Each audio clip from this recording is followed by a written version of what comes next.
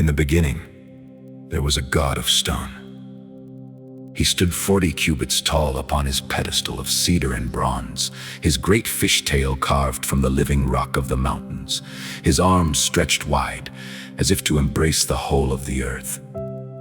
His name was spoken in whispers and in thunder, in the prayers of sailors and the weeping of mothers whose sons had gone to war. His name was spoken in sacrifice and in fire. His name was Dagon. And the Philistines said, "There is none like him. There is none above him. He is Lord of grain and Lord of sea, and the nations tremble before his face." But I tell you, on a morning that the scribes would remember for 10,000 generations, the great Dagon fell. Not in battle, not by the sword of a king, not by the armies of Egypt or Assyria, or the chariots of the sea peoples. He fell in silence, in the darkness of his own temple, in the very place where his priests had burned incense and bowed their knees and offered the blood of doves. He fell before a wooden box, a box carried by no army, a box built by craftsmen in the wilderness, a box containing no weapon of war, only 2 stone tablets inscribed by the finger of God himself. This is not merely a story of old.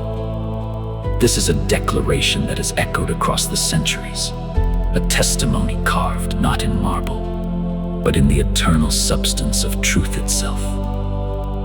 This is the story of what happens when the works of human hands, the empires, the idols, the systems of power that men erect to replace the living God, come face to face with his glory. They fall. They always fall. And today, we are going to walk through that sacred account together, word by word, stone by stone, and ask the question that every generation must ask. What is your Dagon?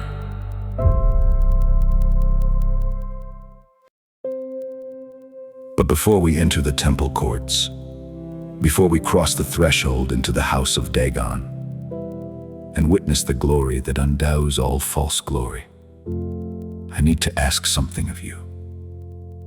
If you are watching this and the words you are hearing are stirring something inside you, if there is a fire beginning to kindle in your chest, a hunger not for bread, but for the word, then I urge you, do not walk this road alone.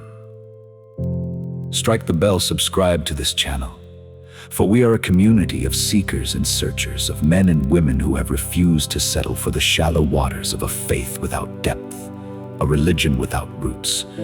Every week, we return to the ancient texts, to Genesis and Exodus, to the Psalms and the prophets, to the histories of kings and judges and shepherds and slaves, and we ask, what is God saying to us? What is he saying to me? Every week, there is a new fire on this altar. If you do not wish to miss the flame, if your soul is hungry for the bread that does not perish, for the water that does not run dry, then subscribe, activate your notifications, and bring a friend who is also thirsty.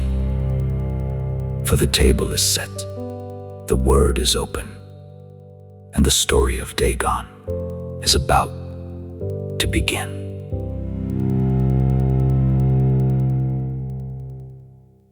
To understand the fall of Dagon, we must first understand the world in which he ruled.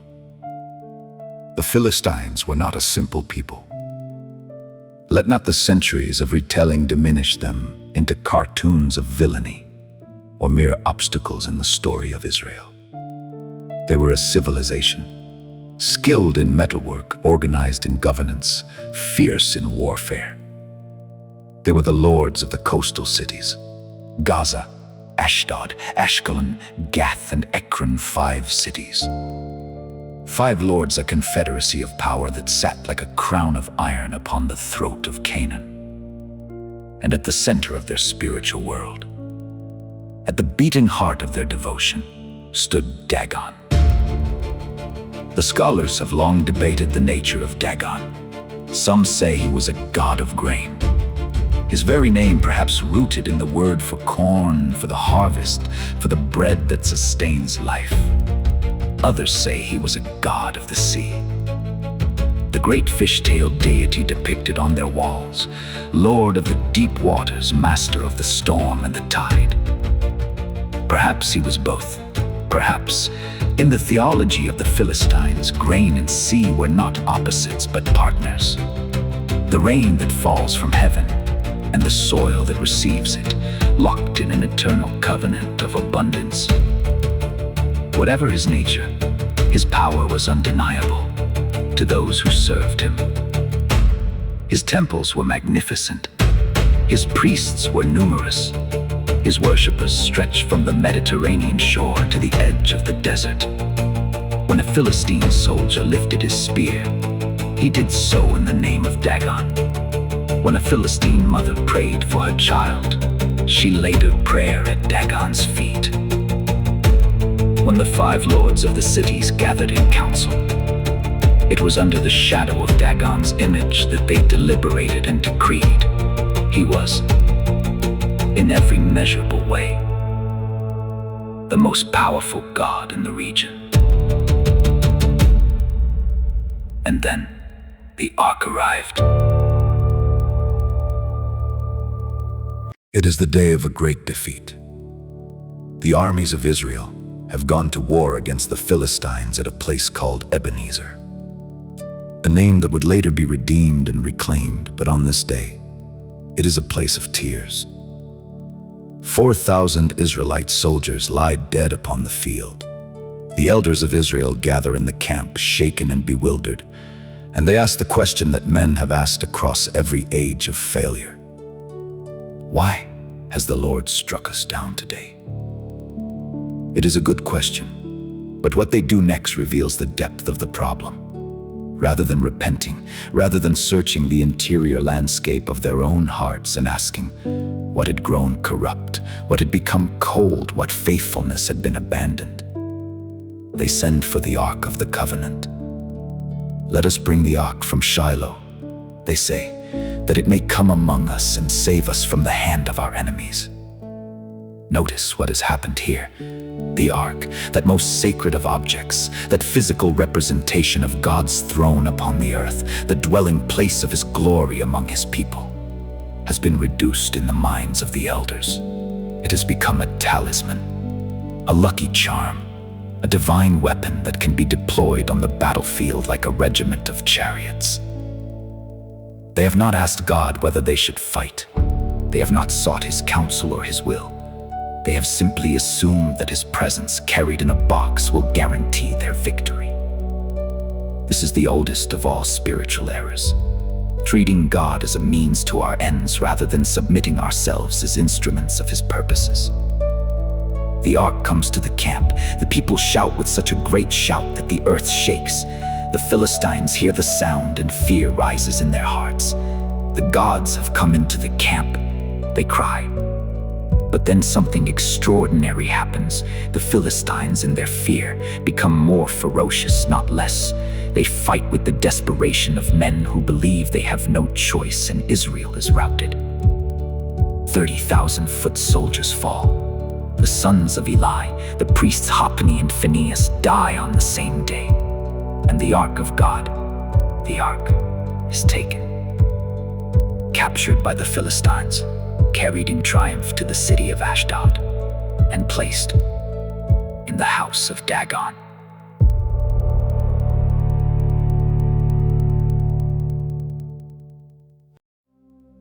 Let us enter the temple now. Let us walk through those great doors together, past the torches and the incense bowls and the votive offerings hanging on the walls, past the carved reliefs of Dagon's victories and Dagon's blessings and Dagon's dominion over sea and sky. The ark has been placed before Dagon as a trophy of war. This was the custom of the ancient world. When you defeated an enemy, you brought their god to bow before yours. You demonstrated the superiority of your divine patron by making his enemy's deity a prisoner, a supplicant, a servant. It was theology written in the language of power. The Philistines have done this before. They know how the story is supposed to go. But the God of Israel did not consult their script. The priests closed the temple for the night. The torch is dim. The incense smoke rises to the ceiling and dissipates in the darkness. The city of Ashdod sleeps.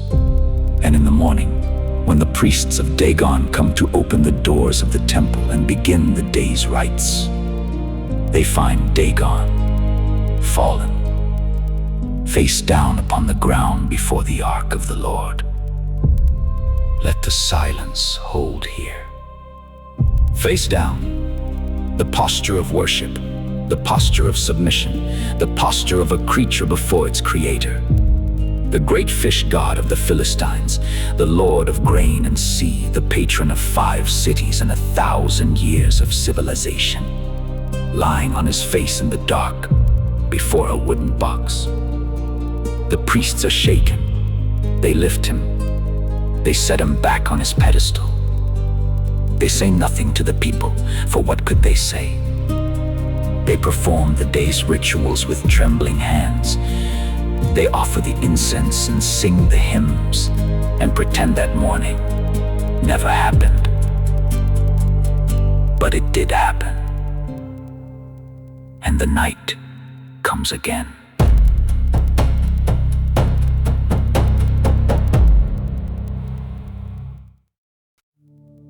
The second morning, the priests come again to open the doors.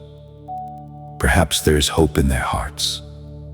Perhaps last night was an accident, a tremor in the earth, a strange wind that came through the temple in the darkness. Perhaps this morning, Dagon will stand where they left him, arms wide, fishtail gleaming, serene and sovereign in his stone silence. They open the doors. And there is Dagon on his face again, before the ark again. But this time, and here the text becomes almost unbearable in its precision, in its deliberate, almost surgical detail. This time Dagon is not merely fallen. His head and the palms of his hands were broken off and were lying on the threshold.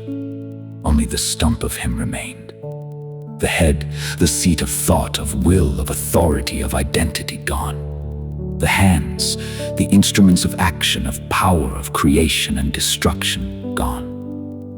Only the body remains, a torso, a remnant, a ruin. The scribes tell us that because of this, the priests of Dagon and all who entered the temple of Dagon would not step on the threshold of Dagon's temple at Ashdod to this day. The very ground where the fragments of their god had fallen had become, in their minds, a place of dread, not holy ground, but cursed ground, a reminder of a defeat they could not explain and would not confess. They stepped over the threshold. They refused to touch it. They built a mythology of avoidance around the place of their god's humiliation. How many of us do the same? How many of us have places in our hearts, thresholds in our souls, that we step over rather than step onto? Because to stand there would be to stand in the wreckage of something we trusted that was broken.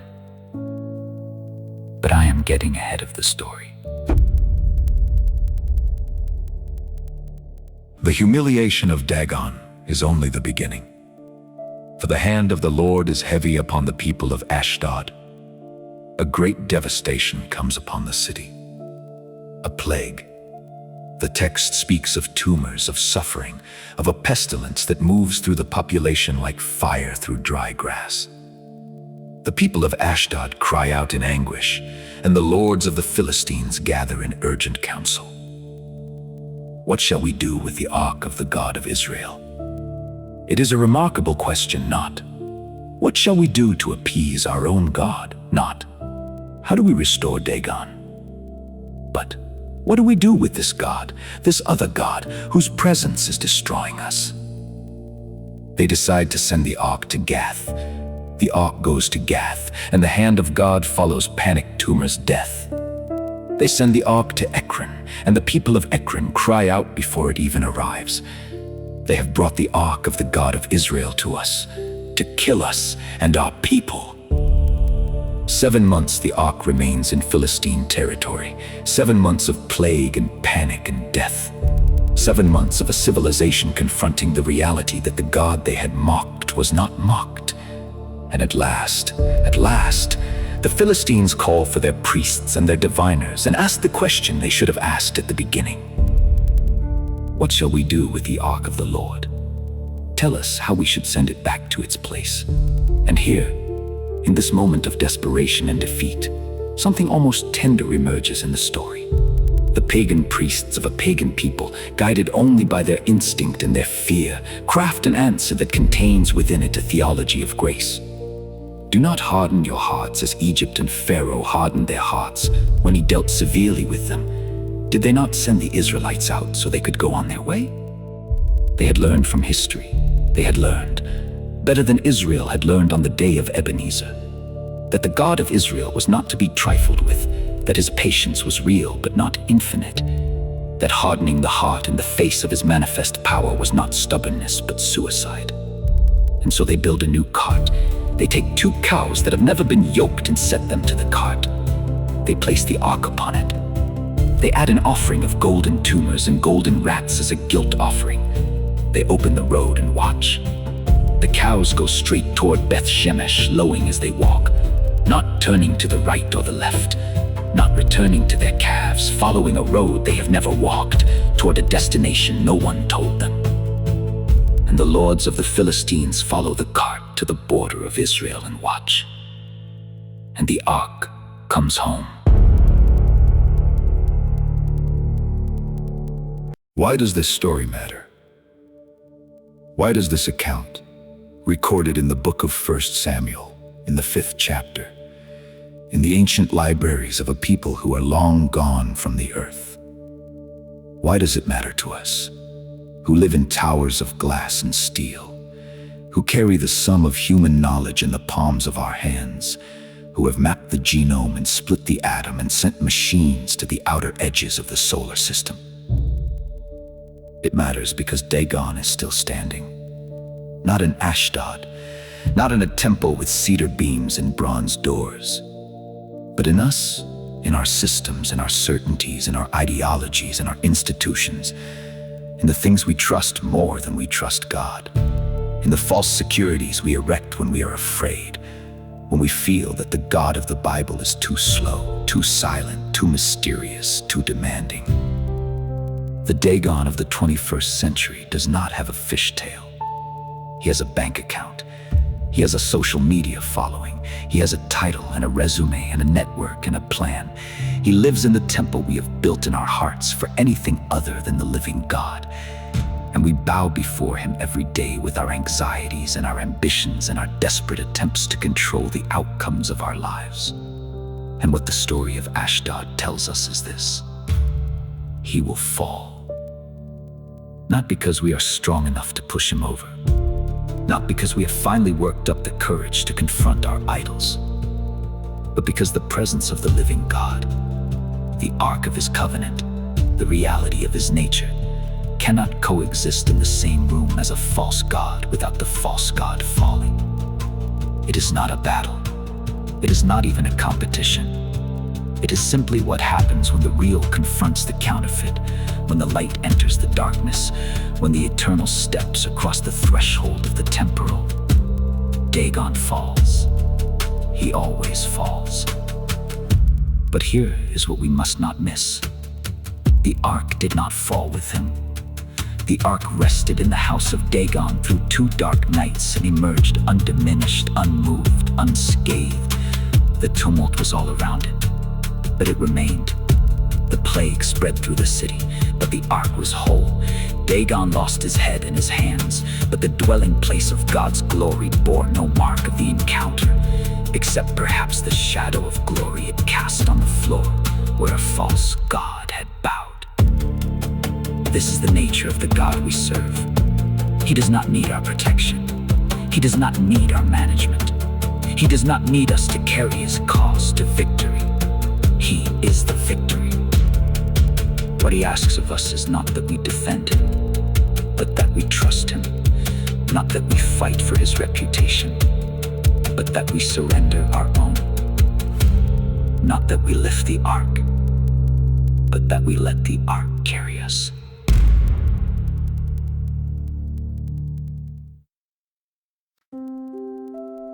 There is one final image I want to leave in your heart before we close.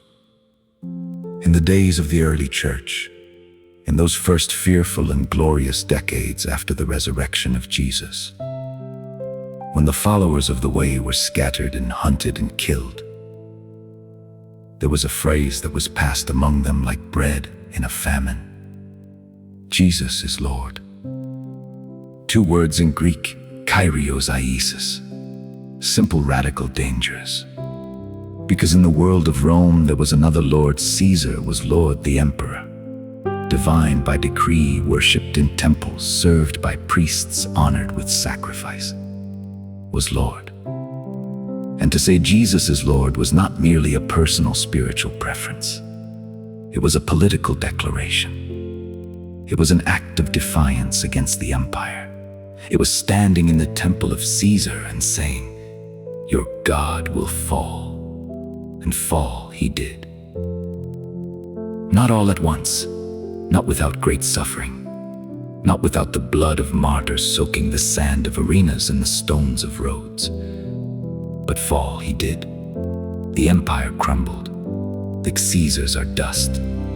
The temples of Jupiter and Mars are ruins for tourists. And the church, the scattered, persecuted, despised, imprisoned, executed church, is still here. Because the God they served was not Dagon. He does not fall on his face in the night. He does not lose his head. He does not need to be lifted back onto his pedestal by trembling priests who dare not speak of what they saw in the darkness. He is the one who was and is to come. He is the Alpha and the Omega, the beginning and the end. He is the Word that was in the beginning, through whom all things were made, and without whom nothing was made that has been made. He is the one before whom every Dagon falls, and he is the one who invites you.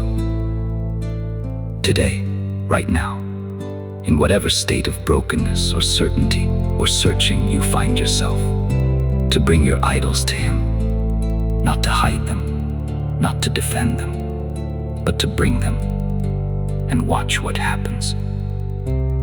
Because what the story of Ashdod tells us, what the broken fragments of Dagon on the threshold of his own temple declare to every age, is that the presence of the living God is the most powerful force in the universe.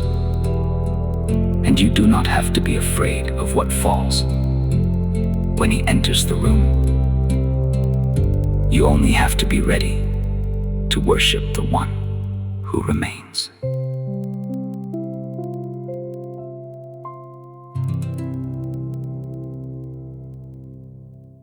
And there it is, beloved. Dagon, broken, headless, prostrate on the threshold of his own temple. And the ark of the Lord, resting radiant, unbowed. If this journey through the ancient text has stirred something in your spirit, if you have found yourself seeing your own Dagon in the story of Ashdod, I want to hear from you. Tell me in the comments. What is the thing in your life that needs to fall before the presence of God? You do not need to name it publicly if it is sacred and private. But let the question live in your chest. Pray it, sit with it. Let the Lord answer it. And if you want to continue walking through the ancient stories, if you want to stand in the courts of kings and the camps of armies, in the prisons of prophets and the palaces of queens, and hear the voice of God speaking through the dust of the centuries into the living, breathing, urgent reality of your days, then do not leave this channel. There is more. There is always more. Click on the next video and let us continue the journey together. The story of God and his people is the longest, deepest, richest story ever told. And you are not only a reader of it, you are written in it. Go well, be faithful, and come back.